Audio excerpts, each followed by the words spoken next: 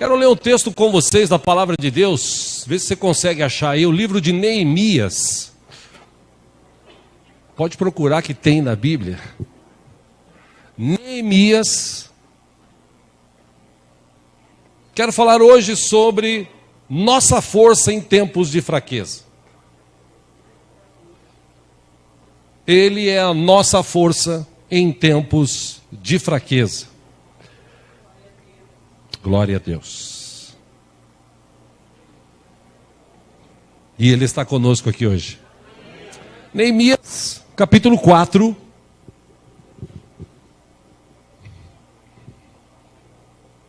Eu vou ler essa parte, depois a gente vai entender porque nós estamos lendo esta parte. Poderia começar do capítulo 1, mas aí ia tomar muito tempo e tal. Vamos lá, capítulo 4 de Neemias. Se tem alguém do teu lado aí sem Bíblia, se puder repartir a leitura, por favor, faça isso. Versículo 1. Neemias, capítulo 4, versículo 1. Diz que quando Sambalate soube que estávamos reconstruindo o muro, ele ficou furioso.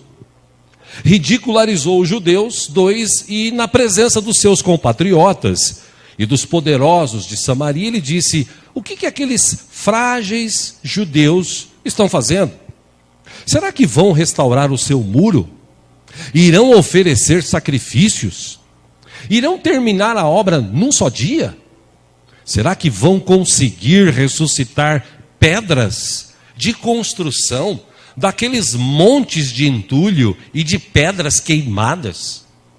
Versículo 3, Tobias, o amonita, que estava ao seu lado, ele completou: pois que construam, basta que uma raposa suba lá, para que esse muro de pedras desabe.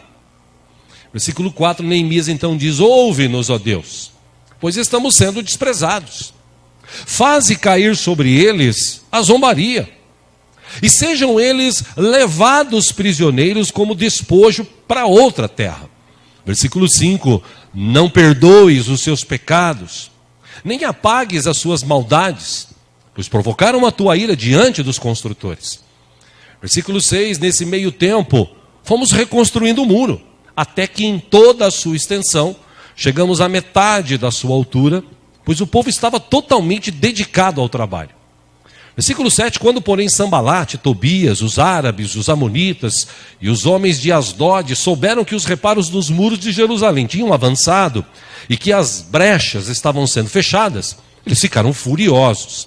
Versículo 8, todos juntos planejaram atacar Jerusalém e causar confusão. Neemias escreveu 9, mas nós oramos ao nosso Deus e colocamos guardas de dia e de noite para proteger-nos deles. Versículo 10, enquanto isso, o povo de Judá começou a dizer: os trabalhadores já não têm mais forças e ainda há muito entulho. Por nós mesmos não conseguiremos reconstruir o muro. Versículo 11, e os nossos inimigos diziam: antes que descubram qualquer coisa ou nos vejam, estaremos bem ali, no meio deles. Vamos matá-los e acabar com o trabalho deles. Versículo 12, os judeus que moravam perto deles 10 vezes nos preveniram: para onde quer que vocês se virarem, saibam que seremos atacados de todos os lados. Versículo 13, por isso posicionei alguns do povo atrás dos pontos mais baixos do muro, nos lugares abertos, divididos por famílias, armados de espadas, lanças e arcos. 14, fiz uma rápida inspeção e imediatamente disse aos nobres, aos oficiais e ao restante do povo: não tenham medo deles. Lembrem-se de que o Senhor é grande e temível. Lembrem-se de que o Senhor é grande e temível. E lutem por seus irmãos, por seus filhos e por suas filhas, por suas mulheres e por suas casas. O 15 e último, quando os nossos inimigos descobriram que sabíamos de tudo e que Deus tinha frustrado a sua trama, todos nós voltamos para o muro, cada um para o seu trabalho. Sintetizando a história, Neemias, ele estava vivendo como escravo. Um dos reinos da época havia tomado Jerusalém, Israel, eles estavam escravizados. Toda aquela terra de Jerusalém havia sido dissolada, destruída, muros destruídos, casas que foram queimadas. E Neemias era um cara que estava servindo, era como um copeiro do rei. O rei, então, que tinha tomado todo aquele lugar. E ele estava lá trabalhando, um belo dia, ele recebe informação de um conterrâneo seu, que diz: olha, a situação lá, na nossa terra, está terrível. Os muros estão quebrados, estão cheios de brechas, entra quem quer lá na cidade. Os caras destruíram tudo, tomaram todas as coisas, levaram como despojos de guerra. O povo está desanimado, o povo está triste, o povo não tem mais esperança em se levantar, em ir adiante. A coisa está terrível, Neemias. O texto de capítulo 1 de Neemias, o próprio Neemias relatou, ele diz: e quando eu ouvi isso eu fiquei chorando. Ele ficou chorando ele ficou chorando um dia inteiro, talvez até, se não me falha a memória, alguns outros dias. Ele chorou por muito tempo. E ele ficou sentado imaginando toda aquela terra que ele amava, que ele fazia parte, escravizada, dissolada, destruída, acabada. Então ele, no seu coração, ele sentiu o desejo de alguma forma lutar. Por isso, Deus é a nossa força em tempos de fraqueza. Porque apesar do povo estar vivendo uma fraqueza muito grande, uma tristeza muito grande, Neemias tomou coragem. O texto diz que ele foi falar com o rei, e naquele dia que ele serviu o rei, ele estava diferente, Neemias. Eu imagino que Neemias, mesmo escravo, ele serviu o rei com alegria. Porque justo nesse dia que ele foi servir o rei falou para ele: o que está acontecendo com você? Você está diferente hoje. Aí ele falou: se o senhor me permite, o que aconteceu, eu fiquei sabendo, a situação lá no meio da minha terra, do meu povo, está terrível. Eu estou muito triste. Aí o rei fala: o que você quer fazer? Ele falou: olha, se o senhor permitir, eu gostaria de ir lá, eu gostaria de falar com os meus irmãos, eu gostaria de reconstruir o local. Não é possível, apesar de a gente estar escravizado, é impossível o povo viver lá tão desoladamente, tão triste, tão desesperançoso. E a Bíblia diz que Deus fez com que o coração do rei ficasse a favor de Neemias. E o rei liberou. E ele disse: só que o senhor precisa me dar uma carta, algumas coisas escritas, para eu chegar lá e mostrar, porque os caras que estão lá mandando, coordenando o que o senhor mandou, são caras terríveis. Eu tenho certeza que chegando lá eles vão querer botar a banca. E o rei fez as cartas, fizeram as cartas, ele assinou, carimbou com o seu anel, ele levou e foi batata. Quando ele chegou lá, vem esse cara, esse Tobias, vem esse outro, Sambalate, eles começam a olhar para a situação de Neemias e falar assim: você veio aqui fazer o quê? Não, eu vim aqui com a ordem do rei reconstruir. Como assim? Ele mostrou a carta. Mas ainda assim, os caras odiavam tanto o povo judeu, o povo de Deus, que eles começaram a lutar contra. Falaram: não, você não vai reconstruir nada. Eles começaram a zoar os caras, começaram a armar situações para que eles pudessem desanimar. E se não fosse alguém como Neemias, que chegasse lá, e olha que Neemias não era nada, não era pastor, não era presbítero, não era diácono, não era bispo, não era apóstolo, não era nada. Neemias era um cara que amava a Deus, tinha um relacionamento com Deus. Por isso que as pessoas acham que o pastor é que tem a capacidade de orar. Não, o pastor tem uma unção sobre a vida dele, o presbítero também tem, o diácono também tem. Mas, meu irmão, se você recebeu Jesus como Senhor e Salvador, Deus tem uma unção sobre a tua vida para você agir lá onde você está. Como a irmã disse, lá na empresa dela, ela tem orado lá e Deus tem abençoado a empresa. A empresa está sendo abençoada de tabela por causa da bênção dela. Que a bênção de Deus, eu já falei sobre isso aqui, repito. A bênção de Deus não está no local, não é o local que é abençoado. A bênção de Deus está na nossa vida. No dia que Abraão se desfez lá, ou desfez a sociedade com o seu sobrinho Ló, o texto é claro, ele disse: escolhe lado esquerdo, eu vou para o direito. Se você escolher o direito, eu vou para o esquerdo. E você sabe, ele escolheu as campinas verdejantes, lá de Sodoma e Gomorra. Ló foi para lá. E Abraão, ele falou: não tem problema, ele foi para o outro lado, era um lado praticamente deserto. E ele não se importou, porque ele chegou lá, depois de uns anos, o lugar virou um lugar maravilhoso. Tanto que hoje, aquela região toda lá, né, de Israel e tal, foi abençoada, a princípio, por começo da vida de Abraão. Ou seja, não importa o local, o que importa é que a bênção de Deus, quando você crê, ela está na sua vida. Neemias acreditava nisso. Então ele foi para lá. Ele enfrentou dificuldades. Você viu aqui o relato. Os caras reconstruindo o muro e os outros zombando, tirando um barato, dizendo que eles não iam reconstruir. O povo, inclusive, estava cansado. E sabe, meus irmãos, existem momentos nas nossas vidas que, às vezes, a gente fica meio cansado das coisas que acontecem. Às vezes de notícias ruins, às vezes de fatos que nos levam a entristecer, por conta de pessoas, por conta de situações. E nesses momentos, a gente tem que sempre lembrar que em tempos de fraqueza, Deus é a nossa força. Eu quero, com a vida de Neemias, fazer um paralelo aqui sobre a vida que nós estamos vivendo hoje. Aqui, inclusive, na nossa igreja. A gente tem vivido momentos aqui de pessoas enfermas. Várias pessoas aqui têm ficado enfermas. Você fala, pastor, mas o Brasil inteiro está enfermo. Sim, tem muita gente enferma por aí, muita gente doente. Mas eu estou falando da peculiaridade da nossa igreja. É normal acontecer isso? Não é normal. Normal, como a gente tenha estudado aqui, e começamos sexta passada na Escola de Ministérios. Aliás, eu convido você a vir na Escola de Ministérios, por enquanto esse mês de sexta, mês que vem de terça. Nós estamos estudando sobre sinais e prodígios. Sinais e prodígios. Por quê? Porque a igreja do passado, a primeira igreja da terra, que foi instituída lá no livro de Atos, aconteciam milagres, maravilhas.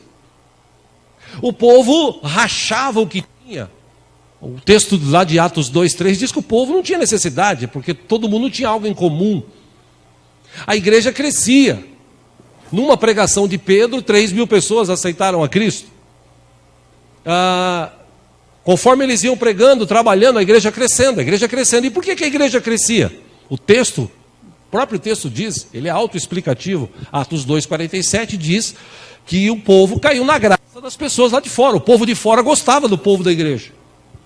Diferentemente de hoje, que lá fora as pessoas olham para a igreja e dizem assim, pô, eu não quero nunca ser de uma igreja dessa, pelo menos das que passam na televisão, porque não tem muita essência.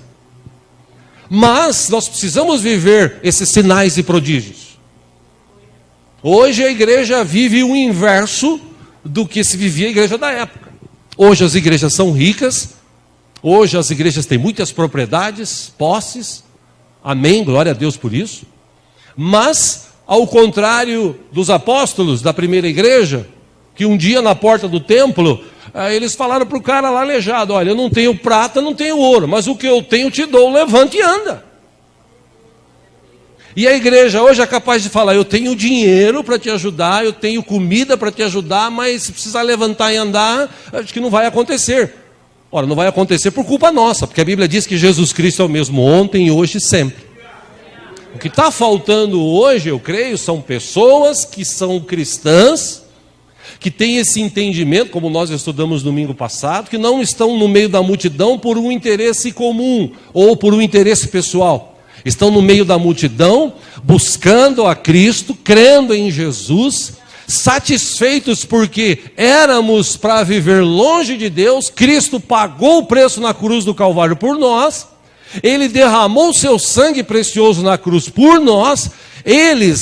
Aqueles que recebem Jesus como Senhor e Salvador, são purificados pelo sangue de Jesus, o nome é escrito no livro da vida. Então só por isso a gente já devia estar feliz por a gente ter uma vida quando nós morrermos, quando acabar esta vida, ou quando Cristo voltar, a gente já tem programado uma vida 1000 vezes melhor do que essa. Então, só por isso, a gente devia estar satisfeito.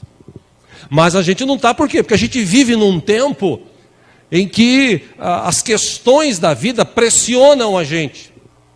As questões da vida hoje pressionam as pessoas a ter que comprar coisas, a ter que trabalhar mais, a ter que ganhar muito dinheiro para manter um padrão. E você fala, isso é errado? Não, isso não é errado. O problema é você misturar isso, é você colocar isso na frente. E na frente da nossa vida sempre tem que estar Deus. Porque é interessante, falando desse texto de fraqueza e Deus é aquele que nos fortalece, como Neemias, ele estava lá vivendo como um copeiro do rei, servindo o rei, como um garçom do rei. Ele estava comendo, estava bebendo, ele tinha suas roupas limpas, ele tinha o seu cantinho para dormir. E ele estava vivendo a vida dele. Ele podia fazer como muitos cristãos do século 21 hoje, e falar assim, eu vou fazer minha oração para Deus, quando eu for lá na igreja, eu vou orar, vou falar com Deus. Acabou minha oração, acabou o culto, hasta la vista, baby, até o próximo culto, acabou. Neemias, ele largou tudo, porque ele se preocupou com os irmãos. Falou, meus irmãos estão fracos, meus irmãos estão passando dificuldade, está precisando ouvir alguma coisa diferente. Então eu vou lá falar essa coisa diferente. E quando ele chegou lá, ele disse, irmãos, você pode ler isso no capítulo 1, capítulo 2 de Neemias. Quando Neemias chegou lá, ele falou, irmãos, vamos sair dessa situação? Vamos nos colocar diante de Deus, vamos pedir perdão dos nossos pecados. Vamos nos colocar diante de Deus, vamos deixar Deus agir nas nossas vidas. Eu sei que vocês estão sem esperança, eu sei que vocês perderam casa, eu sei que a cidade, o muro da cidade está todo arrebentado, eu sei que os caras estão zombando da gente, a gente errou, mas vamos nos reconciliar com Deus. Deus vai ter misericórdia, Deus vai trazer um novo tempo. Gente, é tempo de fraqueza? Não, é tempo da gente levantar, é tempo da gente ir adiante, porque o Deus vivo e poderoso está com a gente, Ele cuida de nós. A gente está precisando de gente assim no século 21. Porque o livro de Hebreus, capítulo 4, versículo 14, acompanha aqui no telão. O escritor de Hebreus, ele disse o seguinte, portanto, visto que temos um grande sumo sacerdote que adentrou os céus, Jesus, o Filho de Deus, apeguemo-nos com toda a firmeza à fé que a gente professa. Já que a gente diz que ama a Cristo, que ama a Deus, que confia em Cristo, que confia em Deus, a gente tem que começar a professar isso, viver isso, praticar isso. Versículo 15, ele disse, pois não temos um sumo sacerdote, Jesus, que não possa compadecer-se das nossas fraquezas. A gente tem sim alguém que, como nós, passou por todo tipo de tentação, porém sem pecado. 16, o escritor de Hebreus aconselha, assim, aproximemo-nos do trono da graça com toda a confiança, a fim de recebermos misericórdia e encontrarmos graça que nos ajude no momento da necessidade. Quando eu leio esse texto, eu fico imaginando o seguinte, que hoje em dia a gente está vivendo uma época de super crentes. Sabe aqueles super crentes? Não, eu não fico doente, você é doente, você é fraco. Você vai nessas igrejas aí que ora, como eu já falei aqui, o pastor nunca é culpado. Porque ele desafia a pessoa, dá tudo que você tem. Se você der tudo que você tem, Deus vai te abençoar. Deus vai te dar 100 vezes mais, 50 vezes mais. Aí ele dá tudo que ele tem, não dá certo, aí ele fala assim, pô, pastor, não deu certo. Não deu certo porque Deus não quis te abençoar. Ou então não deu certo porque você não teve fé suficiente. A culpa nunca é dele. E na verdade, meus irmãos, nós não estamos aqui para ficar desafiando, nós estamos aqui para aprender com a palavra de Deus. E às vezes, nós passamos por dificuldades, a gente passa por problemas. Eu dizia para 2 irmãos que a gente almoçou hoje, o meu WhatsApp, todo dia, 3, 4, 5 pessoas que falam, pastor, problema, pastor, dificuldade. Pastor, é interessante que eu nunca recebi um WhatsApp assim, pastor, vamos almoçar hoje na churrascaria? Não sei, até hoje não, viu? Mas eu ainda tenho fé. É só assim, pastor, a treta está difícil, o problema está difícil, a enfermidade está difícil. E o que a gente vai falar? Agora eu não posso atender, não dá? Não, você gasta tempo. E o que você fala? Aquilo que Neemias falou para o povo. A gente está passando por dificuldade, a gente está passando por problemas? Sim, nós estamos passando. Mas nós temos um Deus vivo que cuida da gente. Deus está conosco todo o tempo, Deus não abandonou a gente. Deus não foi tomar um cafezinho na esquina. Ele é o mesmo ontem, hoje, sempre. Ele anda conosco. A questão aqui é a gente crer, como Neemias creu. Ele foi lá, ele enfrentou. Irmãos, e ele teve lá as suas dificuldades. É a mesma coisa, eu poderia comparar isso aqui, as dificuldades que você tem lá na empresa onde você trabalha. Tem gente que quer tomar o teu lugar, dar uma rasteira em você. Às vezes você tem até uma credencial de alguém importante, como Neemias tinha. E os caras falaram, não, isso aí não vale nada para mim. O que vale é o que a gente está vivendo aqui. E se você continuar lendo o texto de Neemias, capítulo 5 e tal, e em diante, você vai ver que esses caras aqui e outros, um belo dia eles foram surpreendidos pela desgraça. Porque Deus, quando age em favor dos seus, aqueles que se levantam contra nós, como disse Davi, eles podem vir por um caminho, mas quando Deus intervém, eles fogem por 7 caminhos. Porque Deus cuida da gente. Eu dizia para uma irmã que falou para mim, pastor, estou com isso, tal. O médico deu esse diagnóstico e agora? Eu estou com medo. Medo do quê? Medo. Tá, e daí? Isso vai resolver o teu problema? Você ficar com medo? Não vai resolver nada. O que vai resolver? Você falar o seguinte, você combater. Como eu já falei aqui várias vezes e repito, aprendi isso anos atrás. Tudo que acontece na nossa vida de bom ou de ruim é neutro. A tua reação é que vai definir se aquilo foi bom ou se foi ruim. Se você chegar no médico, o médico te dá um diagnóstico, você tem 2 reações. Ou você fala, fazer o quê? Ou então você fala assim, tudo bem, só pode ter falado isso. Mas ainda assim eu creio no meu Deus no final vai dar a palavra final. Se tiver que morrer, eu morro, mas se tiver que viver, eu vou viver, porque eu tenho um Deus vivo e poderoso que cuida de mim. A questão é que nós, muitas vezes, nesses momentos de dificuldade, a gente tende a sucumbir, a gente tende a desanimar, a gente tende a se enfraquecer. As questões da vida, elas tendem a nos querer levar para baixo. E eu me lembrei de uma história que eu li há uns anos atrás. Um dos jovens fazendeiros alemão, ele possuía uma visão da vida muito particular e inovadora. Ele e sua esposa Margaret, ele é alemão, a sua esposa sueca, eles cuidavam de uma propriedade rural, centenas de acres, perto de Wasco, Illinois, nos Estados Unidos. E quando a poliomielite colocou esse homem num pulmão de aço, aparentemente as esperanças e os sonhos dele, da esposa, haviam morrido, juntamente com um diagnóstico de paralisia e debilidade muscular. Bud, porém, recusou-se a ser derrubado. Sua esposa Margarete passou a administrar a fazenda com mão de obra assalariada, enquanto Bud iniciava um longo e difícil programa de restauração da parte superior do tronco, já que a inferior ficou inutilizada. Uma empresa de equipamentos agrícolas, a pedido dele, projetou um trator para ele operar sem o uso das pernas. A poliomielite podia ter afetado o seu corpo, mas não incapacitou o seu coração e nem a sua vontade de viver, nem a sua disposição de alegria, e ele estava sempre presente com um sorriso nos lábios. A sua fé em Cristo Jesus não era um meio para escapar da vontade de Deus, mas sim um modo de ver a vontade de Deus se realizando na vida dele. A desvantagem de Bud transformou-se em seu púlpito.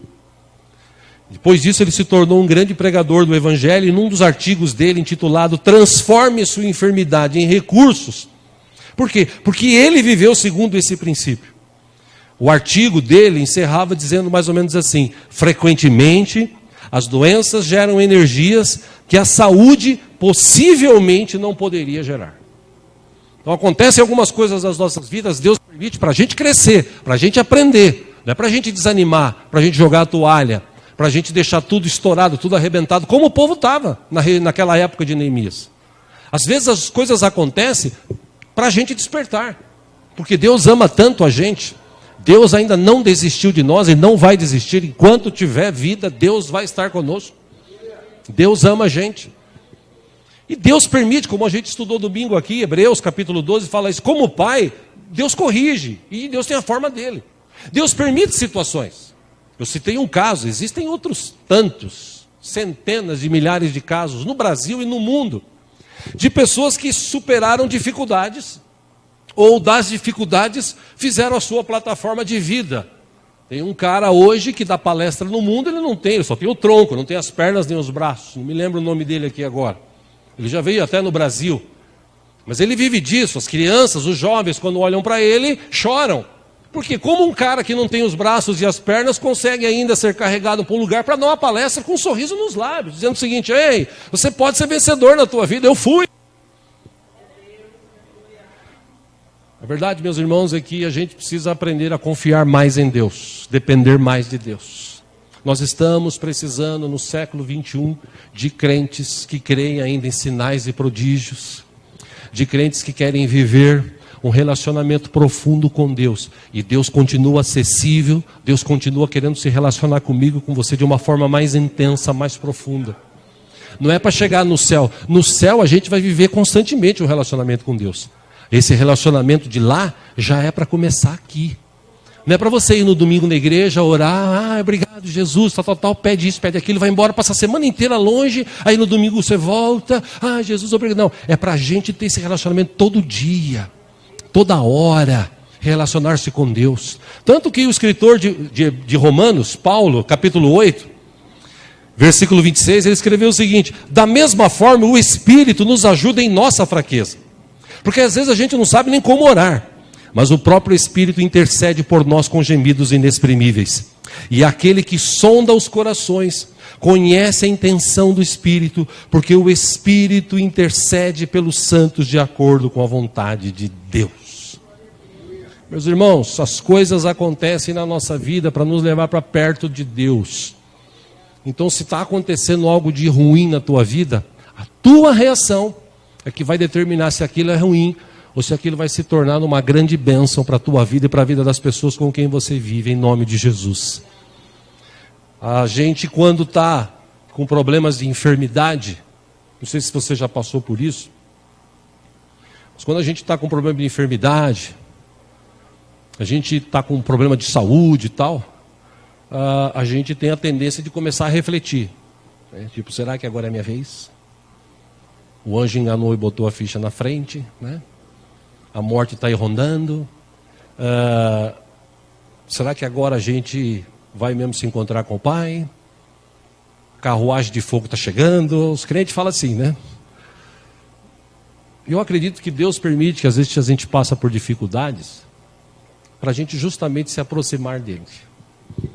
Para a gente, inclusive, como eu falei há pouco aqui, naquele momento de oração pelos irmãos, que veja, meus irmãos, é interessante. Quando a gente fala assim, irmãos, vamos levantar um clamor pelo Brasil. Eu sei que tem gente que clama, que ora, mas eu sei que tem gente que fica assim, aleluia, glória a Deus. Deus abençoe o Brasil. Irmão, quem que mora no Brasil? Nós. Se nas próximas eleições entrar um candidato lá que não seja de acordo com a vontade de Deus, alguém que venha fazer falcatruas e mentiras, vai prejudicar quem? Nós. A gente precisa aprender a orar pelo nosso país. A gente precisa aprender a declarar a bênção de Deus sobre o nosso país. Aí a gente fala assim, vamos orar pelos irmãos que estão enfermos? Deus abençoe aquele irmão que está lá na frente. Se fosse teu filho que estivesse aqui, você ia falar assim, Deus abençoe meu filho que está lá na frente. Não, você ia falar, Deus tem misericórdia do meu filho, Pai. Oh Deus, põe a tua mão. Você não ia orar assim? Sim ou não? Por que quando a gente vai orar pelos outros, a gente sempre fica naquele chamando o gato? Por que a gente não verbaliza, não ora? E às vezes Deus permite essas situações justamente para que a gente venha entrar na presença dele, se colocar na presença dele e nos aprofundarmos, aprendermos, ser mais fortes. Deus quer levantar um povo forte. Deus não quer um povo rico. A riqueza é detalhe. Você pode olhar na história da Bíblia. O povo era rico, era um detalhe. Hoje os judeus, ele é o povo mais rico do mundo. Os grandes judeus hoje são os caras mais ricos do mundo. Boa parte deles, mas eles não se destacam pela riqueza. Eles se destacam pelo conhecimento, pela sabedoria, pelos prêmios nobres que eles ganham ano após ano. Você conhece um judeu, você reconhece um grande médico, você reconhece um cara que luta pela paz, você reconhece um grande governante lá de Israel, lá de Jerusalém, por aquilo que ele faz e não por aquilo que ele tem. Então, questão financeira, Deus abençoa, Deus enriquece. Se você for fiel a Deus, a gente já cansou de falar isso aqui. Você é fiel a Deus no seu dízimo, na sua oferta, você confia mesmo em Deus, Deus nunca vai deixar faltar na tua vida. Deus vai trazer recursos sobre você, e quanto mais você der, Deus mais vai trazer na tua vida, e quanto mais você der, mais Deus vai trazer. É assim que funciona o mecanismo da palavra. Então você não precisa se preocupar, fazer campanha não. O que Deus quer é levantar um povo diferente. Um povo que, mesmo não tendo riquezas, aonde ele chega, a bênção de Deus está na vida dele. Está todo mundo ali triste. Aí chega esse cara, chega essa mulher, a coisa muda, porque chegou alguém diferente. A verdade, meus irmãos, é que a gente está precisando nos nossos dias de pessoas assim. E eu acredito que Deus te trouxe aqui hoje, porque Deus quer levantar a tua vida uma vida assim. Alguém que crê. Alguém que profetiza, alguém que ora, alguém que vai avante, como Neemias, que se preocupe mais em abençoar os seus irmãos, as pessoas, do que a si mesmo. Deus vai cuidar de você, Deus cuida de mim, Deus é o nosso Deus. Jesus disse para o povo da época, está escrito, se você, mesmo que você quisesse acrescentar uma hora que seja na tua vida, você não vai conseguir, você não tem poder sobre ela. O que a gente tem que fazer é o seguinte, é nos aproximarmos de Deus. Uma dica aqui, eu já li esse salmo dias atrás, vou ler novamente o Salmo 17 aqui no telão, com a ajuda dos irmãos ali. Versículo 1, Davi escreveu o seguinte: ouve, Senhor, a minha justa queixa, atenta para o meu clamor, dá ouvidos à minha oração. A oração que não vem de lábios falsos. Venha de ti a sentença em meu favor. Vejam os teus olhos onde está a tua justiça, onde está a justiça. Provas o meu coração e de noite me examinas. Tu me sondas e nada encontras. Eu decidi que a minha boca não pecará, como fazem os homens. Pela palavra dos teus lábios eu evitei os caminhos do violento. Meus passos seguem firmes nas tuas veredas. Os meus pés não escorregaram. Eu clamo a ti, ó Deus, pois tu me respondes. Inclina para mim os teus ouvidos e ouve a minha oração. Mostra a maravilha do teu amor. Tu que tem ou que com a tua mão direita salvas os que em ti buscam proteção contra aqueles que os ameaçam. Protege-me como a menina dos teus olhos. Esconde-me à sombra das tuas asas. Versículo 9. Dos ímpios que me atacam com violência, dos inimigos mortais que me cercam. E quando eu leio esse salmo e vejo essa expressão de Davi, como a menina dos teus olhos, a gente tem uma proteção no olho que tem mais ou menos esse nome, a menina dos olhos. E quando vem qualquer fragmento nos nossos olhos, imediatamente a gente pisca. Imediatamente, de alguma forma, a gente quer tirar do olho. A gente protege os nossos olhos. É um mecanismo que Deus nos deu. Aí Davi fala: Senhor, desse jeito, ouve a minha oração. E quando os meus inimigos vierem contra mim, me protege. E quando eu declaro isso diante de Deus, Deus protege. Porque eu creio na palavra do Senhor. A verdade é que muitas vezes a gente se sente fraco. Muitas vezes eu me sinto fraco. Muitas vezes eu tenho vontade de até ir embora, sumir. Eu já falei isso aqui. Eu não sou melhor do que ninguém. Como disse um pastor muitos anos atrás aqui, a gente tem vontade de pegar o balde e chutar o balde. Por causa das agruras da vida, dos sofrimentos, das dificuldades, das lutas, das incompreensões. Se você lê na Bíblia, até Elias passou por isso. No dia que Elias soube lá do que Jezabel tinha feito contra a vida dele, rapidamente vou ler aqui para a gente encerrar, 1 Reis 19, 1, e você sabe quando eu falo que estou encerrando, ainda falta meia hora, né? Obrigado. Em 1 Reis 19, 1, brincadeira. Ora, Acabe contou a Jezabel tudo o que Elias tinha feito e como havia matado todos aqueles profetas à espada. Por isso Jezabel mandou um mensageiro a Elias para dizer-lhe: que os deuses me castiguem com todo o rigor, se amanhã nesta hora eu não fizer com a sua vida o que você fez com a deles. 3, Elias teve medo e fugiu para salvar a vida. Em Berseba de Judá ele deixou o seu servo, entrou no deserto caminhando um dia, chegou a um pé de gesta, sentou-se debaixo dele e orou pedindo a morte.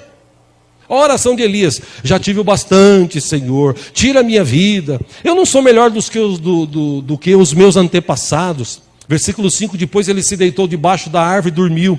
De repente um anjo tocou nele e disse: levante-se e coma. Elias olhou ao redor e ali junto à sua cabeça havia um pão assado sobre brasas quentes e um jarro de água. Ele comeu, bebeu e deitou-se de novo. 7, o anjo do Senhor voltou, tocou nele e disse: levante-se e coma, pois a sua viagem será muito longa.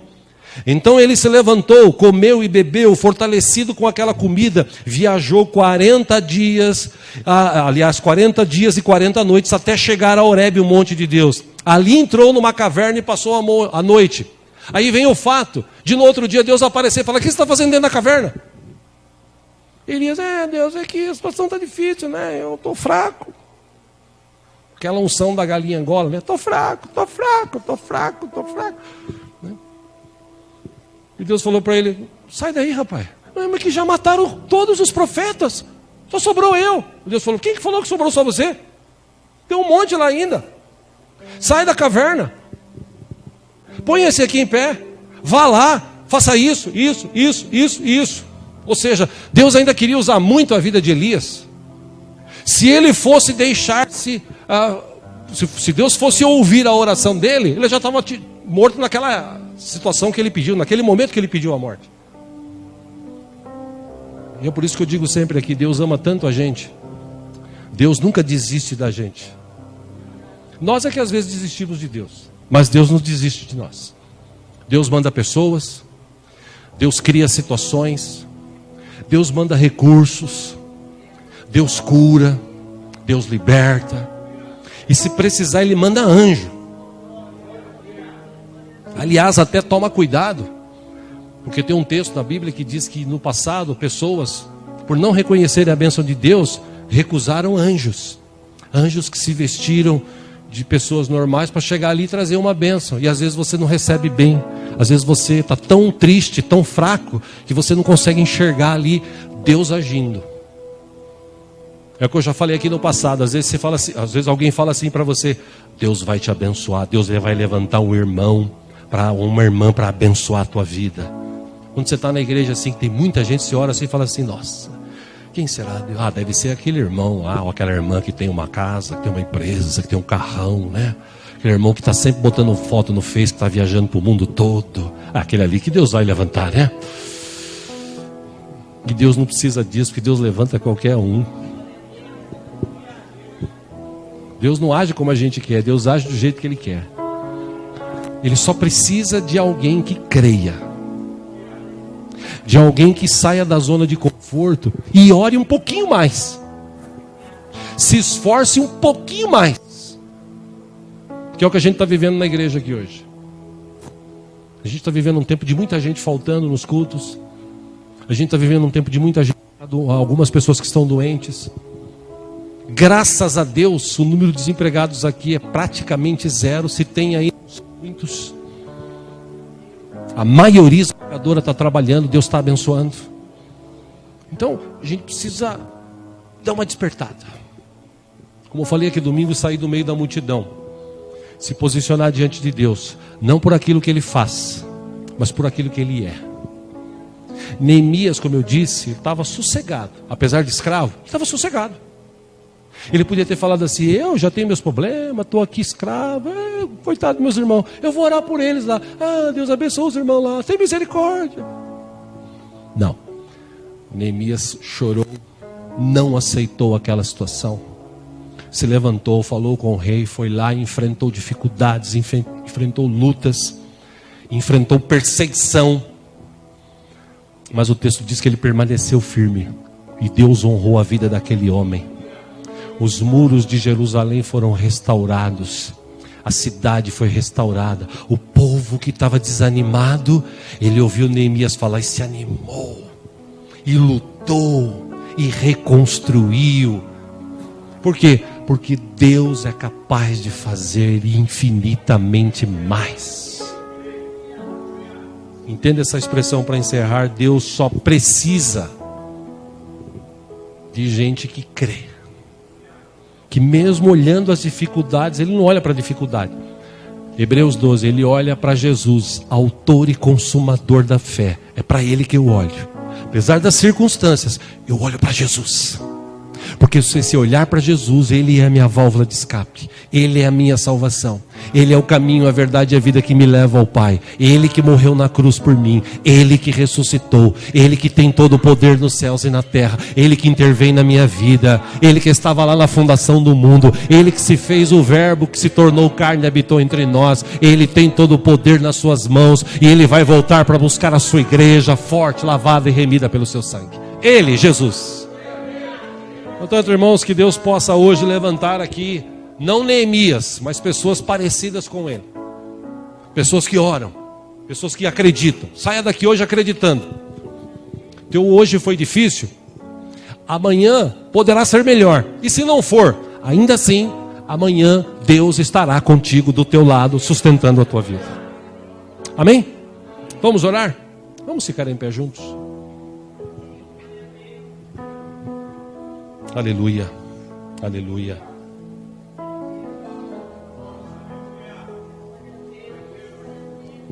Só para aguçar esse sentimento ainda com a ajuda dos irmãos, tem um último texto aqui de Salmo 89.